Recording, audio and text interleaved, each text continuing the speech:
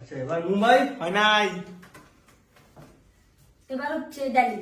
হয় নাই, চেন্নাই হয় নাই, ও চেন্নাই বলেছে চেন্নাই হয় নাই, লখনৌ হয় নাই, ব্যাঙ্গালোর হয় নাই, হায়দ্রাবাদ। হয় নাই, মুম্বাই ইন্ডিয়ান্স হয় নাই, পাঞ্জাব হয়েছে।